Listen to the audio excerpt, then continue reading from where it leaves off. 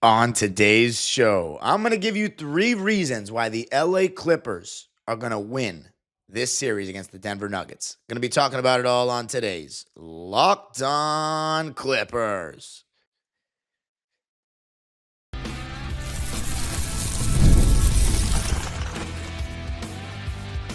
You are Locked On Clippers, your daily Los Angeles Clippers podcast, part of the Locked On Podcast Network, your team every day.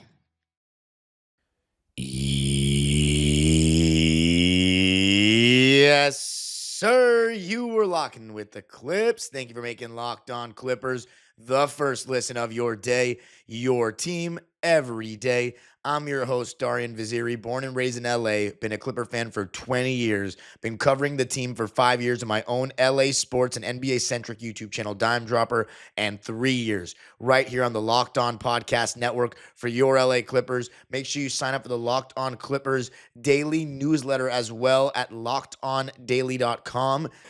The LA Clippers, your LA Clippers, are in the playoffs. Make sure you subscribe on this channel and hit the notification bell so you know all things we're doing right here on the Locked On Clippers YouTube side. And of course, it's available wherever you get your podcast. We've got a great episode, or I've got a great episode, I think, today for you. 3 reasons why we're going to win this series. And I point that down to our form relative to the Nuggets, matchup stuff that I'm going to talk about, and our depth and a strand of luck. Now, before I get started, I want to say that I have a really strong respect for the Denver Nuggets, more so than that I even had of the Dallas Mavericks. Not as a franchise. Well, now I don't have much respect for the Dallas Mavericks franchise after what they pulled to their fans, but historically, no difference between Dallas and Denver. If anything, Dallas has been more successful, but in terms of this current iteration, the Jokic-led Nuggets versus the Luka-led Mavs, I have a lot more respect for the Jokic-led Nuggets, partially because I like Jokic more, secondly because they won a championship. They've been there, done that. I love Jamal Murray. Even though Russell Westbrook's not really a part of this Denver Nuggets story until this year. Obviously, everybody knows since he was on the Clippers, even before he got on the Clippers, love Russell Westbrook, UCLA guy, local guy, one of my all-time favorites. So I have a great deal of respect for the Denver Nuggets. If they were not playing the Clippers, I'd 100% be pulling for them to make it to the next round. I have no ill will towards the 3-1 series lead that we blew. We blew it. It's nothing to do with Denver, so no bad blood. So before I say what I'm about to say, any Nuggets fans watching or Jokic fans from Serbia, because I know, and I hope that we get to do a little back and forth. I hope we get those Nuggets fans coming in watching our videos, and Clipper fans, definitely go support the Locked On Nuggets guys. I'll be collabing with them later this week. I've had tons of requests. Are you going to do a collab with Matt Moore and Swipa and Brian? We will be doing that this week. So I just want to say that my most detailed preview will be as the days go on, the previews will get more detailed. I have to do a deep dive of Denver because, again, as I've said, my watching of other teams, it's my house burned down. That's why it's for those that are watching for the first time, Nuggets fans or whoever you may be, that's why I have a plain white background, because I'm just moving into the apartment. I lost my whole setup, so I wasn't able to watch other teams besides the Clippers, really. A little bit of Lakers in there because they're local, and Luka and whatever, but I was not, and I was watching almost every Denver Nuggets game before the Fires because of Westbrook. I was watching almost every single one, so I was super in tune with what they were doing. So I haven't been the last 3 months. So Nuggets fans, I apologize, and I will try to brush up on that. But here's what I do know, even without watching all the games. The Clippers are in better form than the Denver Nuggets, and that is not arguable in really any way, shape, or form. The Nuggets had an amazing stretch where they won 9 consecutive games from January 31st all the way to February 20th. But some of those teams they played, and Jokic even said this, were not great teams.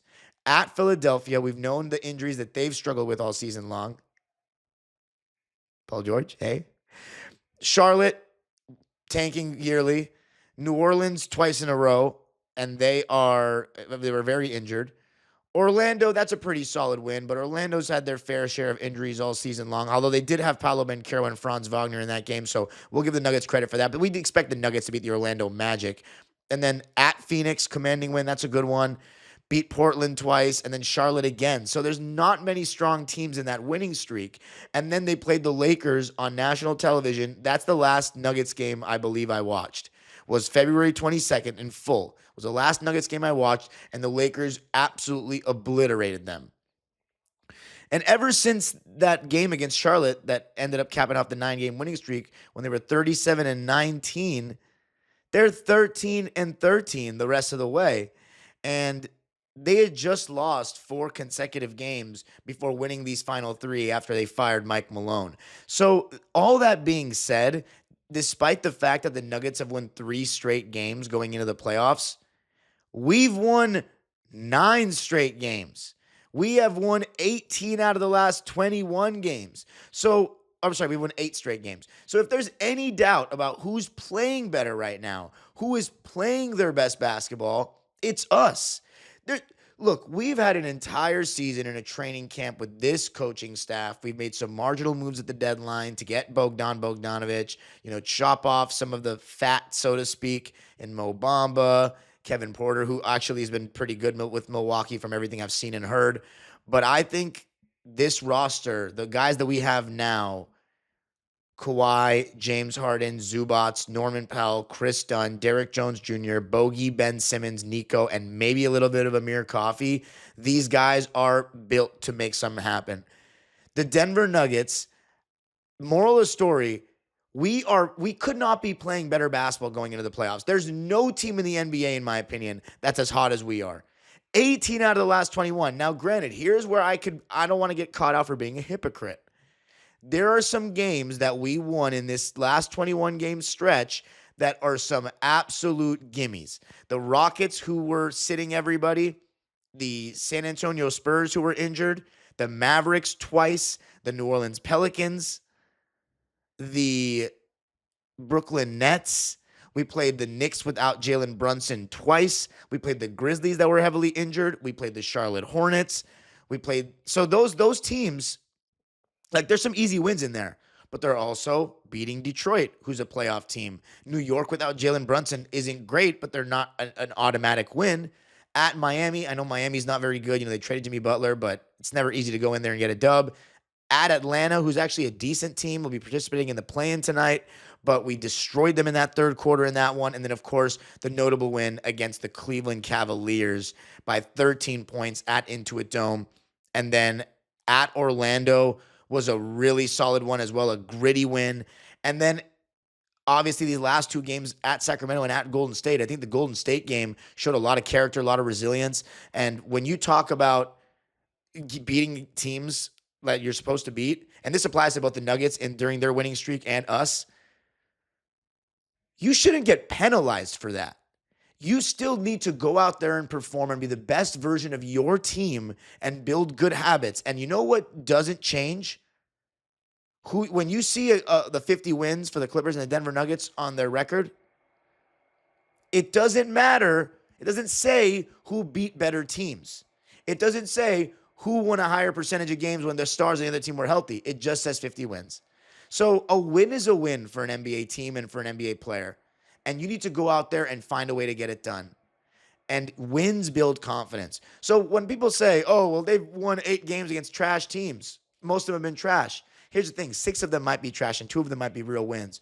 But you don't get those wins against good teams without building good habits against the trash teams, or vice versa. Confidence is everything. A lot of times with NBA players, it's confidence. They can look great against good teams. Of course, there are levels to this. You know what I'm saying? That's why we have 7-game series. But in a 1-game situation, let's say a guy like Norman Powell gets his shot going because he scores 25 points against the Nets, and then that in turn translates into him feeling good and scoring 18 points against the Cavs on solid efficiency because he just had a good game. That kind of stuff is psychological. That's mental. So when the Nuggets are playing good basketball in that stretch back in, whatever it was, February, January, it didn't matter who they were playing. They're still beating who's in front of them. They're still building good habits. However, who's built better habits the last month? Who's playing their best basketball of the season right now? It's us. It's not them. And they're heading into the playoffs. And we look at the Kirk Goldsberry efficiency landscape the last 15 games. The Denver Nuggets right now are, I think, below average in both offensive efficiency. Actually, I think they're above average in offensive efficiency, but below in defense. But the Clippers are number 1 in net rating in the last 15 games. Number 1 in offense, number 3 in defense. And honestly, I can't lie to you. I want to ignore everything I just said about that Nuggets comment because I just don't know how to read this graph. I was always weak at graphing when I was growing up, and it's like it looks like the Nuggets are. See, I can't tell what the X and Y axis are here in this graphic. The Denver Nuggets are not playing better basketball than the Clippers. We are playing our best basketball of the season, and that is why I think we're going to win this series. But there's other reasons as well, and we're going to be talking about them coming up, including the actual schematics of it all. Let's talk about that. I got to tell you a little something about Hungry Root. Spring is here, and life is busier than ever. Between work, family, and everything in between, who has time for grocery shopping and meal prep? That's why I use Hungry Root. It makes eating healthy, delicious meals simple and stress-free. Hungry Root is like having your own personal shopper and nutritionist wrapped into one. They take care of grocery shopping and meat planning, offering personalized recommendations based on your tastes and health goals. With their high-quality, nutritious food, you can stick to your gut-friendly, high-protein diet without spending hours planning. Take advantage of this exclusive deal. Get 40% off your first box plus a free item in every box for life. Go to hungryroot.com/lockedonnba and use code LOCKEDONNBA. That's hungryroot.com/lockedonnba, code LOCKEDONNBA for 40% off and a lifetime free item.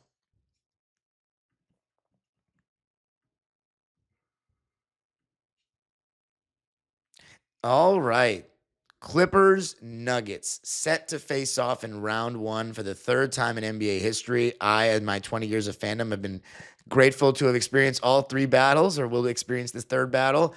I was at the first game of the 2006 Nuggets series against the Clippers Nuggets sitting in Premier.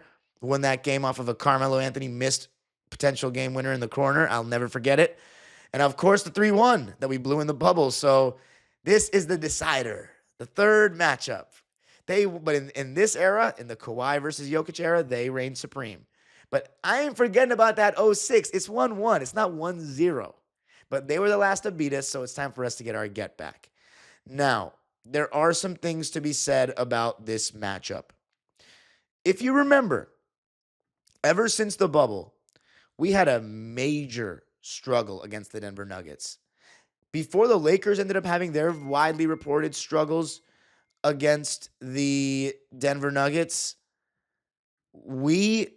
not widely reported, they're glaring struggles against the Denver Nuggets. We had this mental block against the Nuggets where it started to feel psychological. And they had a very good Kawhi defender in Jeremy Grant. They have a very solid Kawhi defender in an Aaron Gordon. And we look like we didn't really have a glaring advantage over them.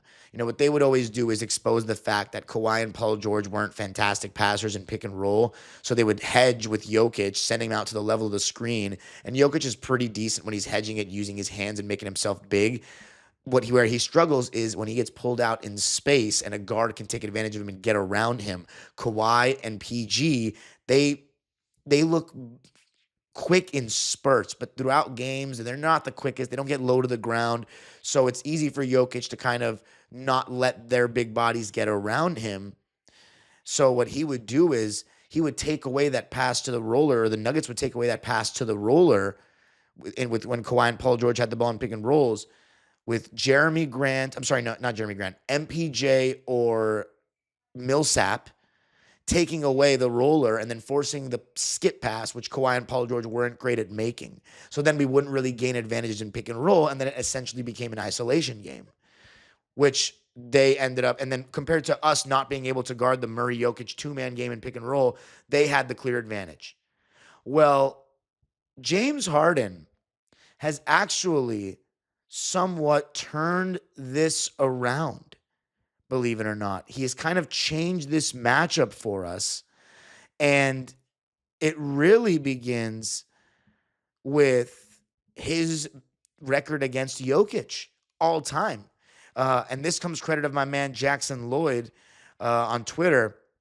A reminder that James Harden is 16-6 against Nikola Jokic and is a plus 112 in 22 games since 2016-17. And among players with 9+ games played against the big fella, that is the best record. And the reason that is because James Harden is a pick and roll god. And what is Nikola Jokic's biggest weakness defensively? Guarding in space. So Harden has been able to create certain offensive advantages for us that the others haven't been able to do. So when Jokic does hedge on the screens, well, Harden's not, as nervous or as frantic in the pick and roll when he's seeing 2 on the ball. He's getting rid of the ball and making a very solid pass that puts us in a 4-on-3 situation. And now the Nuggets defense on the backside is at our mercy. So you're going to be seeing a lot of that, in my opinion, and I would prefer that to drop coverage, because the thing about Jokic is he's not a rim protector. He gets caught flat-footed a lot around the basket. He does a good job using his body. Like in 2023, he did a fantastic job using his body and using his hands. I mean, listen, I've not missed one playoff game of Jokic and Murray's career. I remember watching Game 1 in the 2019 series against the Spurs when Derek White threw down that crazy dunk, and Game 7 when Murray made that one-legged fall away to clinch the series. Like, I've watched every single playoff game that Jokic has ever played. And I know when he was taking advantage of space by Chris Paul in 2021. I remember when Jordan Poole and Steph Curry picked on him in pick and roll in 2022. But I also remember in 2023, he was fantastic defensively the entire playoff run. The thing is, James Harden is going to test that, because in the second half of this season, from everything I've heard, Jokic has not been playing great defense. And the Nuggets are 21st in defensive rating. They're 4th in offensive rating, but they're 21st in defensive rating. I don't know if that's good enough to beat us the way we're playing. We are 15th. We finished 15th in offensive rating, but we're playing some of the best offense in basketball right now. And like the 15th in offensive rating, like anyone that tries to use those stats for the season to talk about us when our best player, imagine if you took Jokic off the Nuggets for half the season, they wouldn't even make the play-in. So when you take our best player off the team for half the season, and we still are 15th in offensive rating, that should tell you that we're probably not 15th in offensive rating. We're not the middle of the pack offense in the league. We're actually better than that. And we're 3rd in defensive rating, and I can tell you that number is accurate. So, yes, I'm a lot biased, but I didn't sit here when I was talking about the Mavs series last year with the same tone, did I? Because the way I evaluate is I actually look at the basketball that's being played. And the basketball that's being played is much better from the Clippers in any of the years that I've ever seen us go into the playoffs in my 20 years of fandom. And it's a lot to do with Kawhi. But let's get back to Harden for a sec, because he's our biggest advantage in this matchup and why the matchup against Denver has changed. Now, so he is 16-6, right? If they go drop coverage, that allows James Harden to get into his floater. That allows Zubats to get going. You don't really want to play James Harden in drop because he gets downhill and it's a problem. But again, you don't really want to put 2 on the ball, which makes James Harden a tough customer. Honestly, if you have the right point of attack guy and a good rim protector, you should go drop on James Harden, but they don't have either. Here are the players on the Nuggets that can actually guard. That are actually good defenders. Because MPJ, Murray, Jokic, they're very hit or miss and a lot of times miss. They all did well in the playoffs to win. They won the championship, though. I will give them that credit. They did. But Christian Brown can guard. Peyton Watson can guard, but I'm very suspect on Peyton Watson's ability to knock down shots from the outside. I mean, this Nuggets team, they shoot very well from 3, but they don't shoot a lot of 3s. So, we're going to leave guys open. We're going to try to make guys beat us from the outside when they post up Jokic and whatnot. So Peyton Watson shoots 35% from 3. Julian Strawther, I don't even know how many minutes he's going to get in this series, 35% from 3. Westbrook, 32%. So the guys that can really shoot the ball, and I'm interested to see how many minutes Jalen Pickett gets, but Jokic, we all know, can shoot it. 42% from 3 this season is actually outrageous. Jamal Murray, 39%. We know what he can do.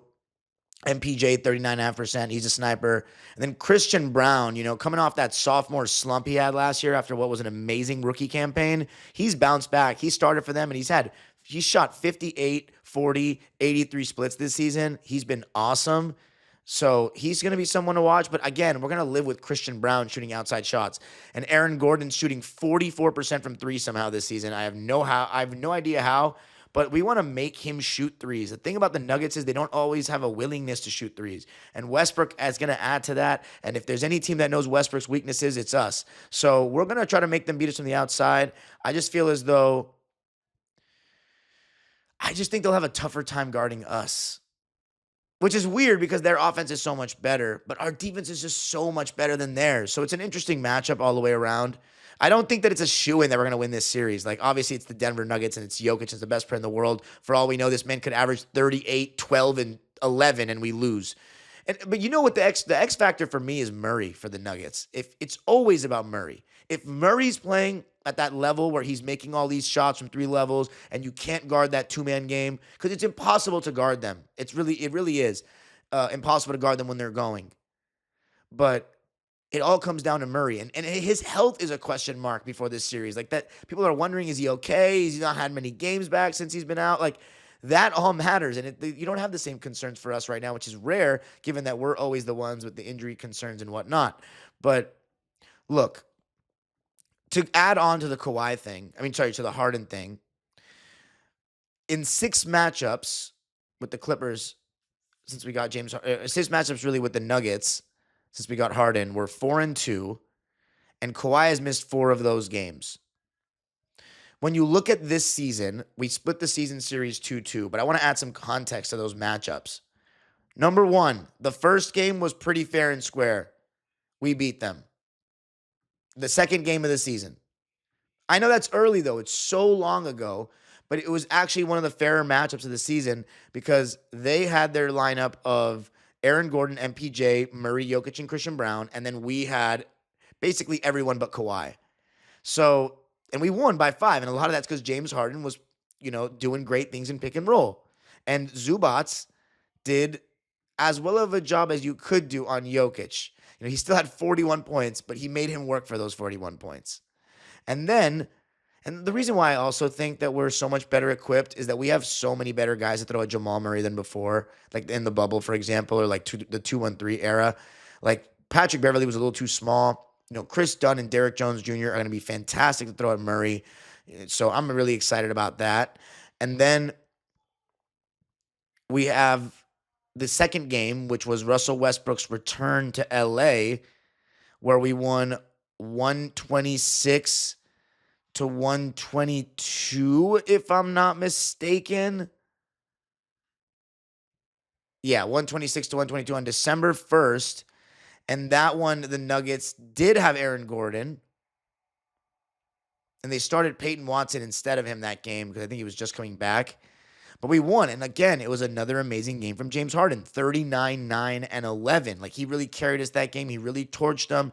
And Jokic, 12 for 24 from the field. I know that's not bad by any stretch. But remember, there was a game that Zoo held Jokic to like one of his worst shooting games as well. So he's a good body to throw at the Joker. And then the last 2 games, I'll say the third game, fair and square, the Nuggets kicked our ass like they did. But I will say, and then this sounds like I'm going to be making an excuse, but I'm just going to say this. There haven't been many games this season where the Clippers just like didn't come out to try, didn't even come out and play. And the 2 games in Denver just happened to be 2 of those like 3 or 4. And it's not coincidence, of course, playing in the Mile High, it's tough. But the second game when there was the fires and all that, they shouldn't even have played that game. That shouldn't even have counted. This one, the one against Denver, when they lost 120-98, that one, the first half was actually close, and they blew it open in the third quarter because James Harden was turning the ball over and getting careless. So the X factor is really James Harden for us and Jamal Murray for them. But I think that we have more guys to guard Jamal than they have to guard Harden. And I'm going to be talking a little bit more about that and the depth of both teams and why I think luck is finally going to go the Clippers' way coming up. There's so much to talk about. That's what we need all week. I got to tell you a little something about open phone. If you're running a business, you know that every missed call is money left on the table. Think about it. When was the last time you had a service emergency? If the first person didn't answer, did you wait? Probably not. That's why you need open phone. Open Phone is the #1 business phone system designed to streamline and scale your customer communications all through an app on your phone or computer. My favorite feature, the shared inbox. Your team can jump into any conversation without missing a beat. The AI call transcripts and summaries save you time on follow-ups and ensures you never lose track of customer interaction. Open Phone is offering my listeners 20% off your first 6 months at openphone.com/lockedonnba. That's openphone.com/lockedonnba. And if you're switching from another service, Open Phone will even port your existing numbers over at no charge. Open Phone, no missed calls, no missed customers. All right. I said it. This is going to be the marquee matchup of the first round. Clippers and Nuggets, the 4-5. The 4-5 always tends to be the marquee matchup of the first round. I think it will be. It's going to be like a second round matchup, in the first round. So that's how it's that's how it's kind of been most of my life when it comes to like the 3-6 and the 4-5s in the West. But let me just continue to talk about what I was talking about. James Harden can pick apart Jokic and pick and roll. Now, if I'm the Nuggets, I would probably, it's risky, but I would start by blitzing Harden and trying to make Chris Dunn. Well, I would say this: blitz Harden, immediately take away Zubats on the roll. Someone has to make that rotation, and you got to force Chris Dunn to beat you. Now, the Clippers counter to that would be Chris Dunn being the screener, right? In which case, if I'm the Nuggets, I'm letting Chris Dunn shoot that floater. I'm making him beat you. I'm staying home on anyone in the dunker spot, whether it's Derrick Jones or Zoo. Make Chris Dunn beat you in the air with a contested layup or something. It's risky, though, because it's a 4-on-3 situation, but I think that's the move. If Zubats is setting a screen for Harden, and I'm Jokic, hedging the screen hard, and whoever's guarding the Harden, which is going to be Christian Brown, but they're going to try to set screens to take Christian Brown off of Harden. We're going to try to do that. You got to put a lot of pressure on Harden, ball pressure. Like, honestly, if I'm the Nuggets, I would pick Harden up full court the entire series, try to just wear him down and hope that he tries to bite off more than he can chew and try to do more ball handling than the Clippers are going to need, and blitz him on the pick and roll with active hands and physicality and make him give it up. And then see if and make Chris Dunn beat you, right? So take away Zubats. Because here's the thing, if Zubats catches the ball on that short roll, you are in trouble as a defense. But you got to leave Chris Dunn open there. You got to leave Chris Dunn open. If they can get to that rotation on Zoo before the pass can get there by Harden and force Harden to throw the skip, then they're recovering. It's a little bit better. But that's the better option to me than playing drop against Harden with their personnel. I think they get destroyed by doing that. So they got some problems, right? Kawhi, as far as Kawhi, I think Aaron Gordon actually can do a decent job on him. But here's the thing. All we need to do is set one screen, and then Jamal Murray's guarding Kawhi. And last year in Game 7, the Nuggets persisted with MPJ and Jamal Murray guarding Ant-Man and certain guys. So are they going to do that with us? Because if that's the case, I want James Harden to take Jamal Murray and put him in the pick and roll with Jokic every single time. I can promise you we're going to get a good shot. And if Kawhi wants to play bully ball, here Murray comes set the screen. As good as a defender I think Christian Brown is, I don't think he can guard a healthy Kawhi. So we can target them. And you know what they're going to do? They're going to try to put Harden in the pick and roll. But automatically, when they put Harden in the pick and roll, isolation, I think Murray can cook Harden a bit, but he's not the quickest guy in the world. So Harden might still get some success defending him on isolation. Now, pick and roll is where Harden's going to struggle. They're going to try to put him in the action, and they're going to try to make him guard and get around screens. But the difference is, our center is good defensively in the pick and roll all the time. Theirs isn't. So that's where Zoo's good. And then as far as the Jokic-Zoo matchup, I mean, look, Jokic is going to average 30 in this series, I would assume, and a lot of assists. His stats are going to be nuts. That doesn't matter to me. If Zubats just makes life tough for him like we saw at times throughout the last 2 seasons, then and I'll find some stat that backs up that my eye test that Zoo does a pretty good job on him. Because, it's not that they're both just the Eastern European centers. They have a very similar build. And Zoo's not a bad post defender. Like, he's not like DeAndre Jordan was, where anybody with skill just fries him completely. He actually can defend in the post pretty decently. Now, the thing about having a good post game, as we know with Zoo, and we know even more so with guys like Jokic and Shaq and Hakeem and Kareem and the greats of the game, if you have an amazing post game and you're 7 foot like that, it doesn't matter. It's like the same as an isolation god in the perimeter. You can't guard him one-on-one. You just got to hope he misses and ask for a double. So I'm interested to see how much the Clippers double. Are we going to try to make other guys beat us? Or are we going to try to make Jokic beat us? Because with the way they've been shooting threes this year, I think it's going to be lineup dependent. If Westbrook's out there, we're going to try to force him to beat us. And I think Westbrook, that's one thing I'm underestimating here, is that Westbrook is going to be one of the guys that really tries to take a swing at Harden defensively. And he has shown that he can steal the ball from James and get really physical with him. And he really plays with that extra chip on his shoulder when he's playing against KD and James. So that scares me a bit, is Westbrook's vendetta against trying to prove that he's better than Harden, which he's not. But and by the way, all the Harden fanboys that think that I ever said that are hilarious, because I didn't even think Westbrook was better than Harden in his prime. I just like Westbrook more. That's the difference. He's not been a better Clipper, but I like Westbrook more. He's a UCLA guy, and I've supported him since I was a kid. And Harden, his style of basketball is not my favorite. But yes, Harden's a better Clipper, and I also think he's a better all-time player. But in Westbrook's mind, he wants to show everybody that he's the man. So he's going to be – the main thing with Westbrook is we got to play him off the floor with his offense. We got to make him make those mistakes that we see him make, the turnovers, the missed layups, and then playing so hard because he feels like he's not contributing enough or he's not playing well, and that makes him his own worst enemy. But besides Christian Brown and freaking Westbrook, they have no one that stands a chance of guarding Harden. Are they going to just let MPJ guard him? Because he blows by him for fun. So we're going to have a problem with Jokic Murray pick and roll. I'll talk more about how we're going to guard that in the next episode, because that deserves a whole episode in itself.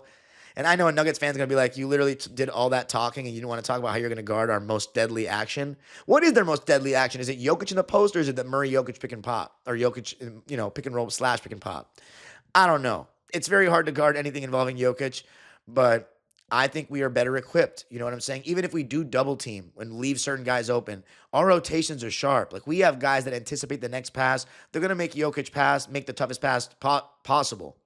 So we're a deeper team too. I'm not high on the Nuggets bench outside of Westbrook at all. I don't think Strawther's ready for this. We'll see if Peyton Watson's really ready for this. But I think we're deeper than them. I think you can see a big series from Bogey as well, and then the luck factor. The Clippers have had horrible luck in terms of injuries since they became a franchise, but last year with the Kawhi stuff, after he had played the entire season healthy, to kind of have his knee breakdown in the last couple of weeks was devastating. The previous year, tearing his meniscus in game 2 of the playoffs after we had already had Paul George out. The previous season, having to, play in a season where we didn't have Kawhi the whole time because of a torn ACL. Like, at some point, there has to be some positive luck that goes our way. And it's not just luck. Our process has been great all year. So it's for those very reasons and all the things that I said that I believe that we're going to win this series in 6 games, and it's going to be a huge boost. I mean, not necessarily to the all-time resumes, but to the way people view James Harden and Kawhi Leonard right now. The biggest name that has to prove something is Kawhi. And that sounds crazy because he's already proven he can win rings, but he's literally been a ghost in the playoffs the last couple of years. People have forgotten. I completely discounted any chance of him being healthy for the playoffs because I wanted to do it for my own mental health. So here we are. It's a chance for everybody to be reminded that Kawhi Leonard has never gone anywhere. The Clippers just had horrible luck, and so has he. You can follow me on Twitter and Instagram at DimeDropperPod. Subscribe to my own YouTube channel, Dime Dropper, for even more LA Clipper and LA sports content. And Locked On Clippers is free and available wherever you get your podcasts, including YouTube. I said let's get us up to 7,000 subscribers before the playoff starts. So that means we got until Saturday to get me 110 more subscribers. Come on now. I know we're going to hit 7K in the playoffs, but let's hit it before the season even starts. We got a couple days. And remember to sign up for the newsletter at LockedOnDaily.com. If you want to listen to what Clipper fans are saying about our series, go check out my Dime Dropper channel. That video has 3,000 views. It's right after the viewing party. Everyone's talking about what their opinions are of this series and their takes on it. I will be having a preview later this week with Adam Osland on his channel, maybe even this one. And, of course, the collab with Swipa, Matt Moore, and Ryan later on in the week with Locked On Nuggets. It's going to be so much fun. This is the best time of the year, and I can't wait to do this all with you. Thank you for riding with me. Pally strong, LA strong all the way. This has been a tough year, but we are here, baby. Playoffs, 50 wins, Denver Nuggets, Chicken Nuggets. I don't know what those – I think those are all corny in my opinion, but the Clippers are winning in 6 games. Okay, we don't win series in 5, except for against the Nuggets in 06. Haha. The age-old proverb continues. Go Clippers.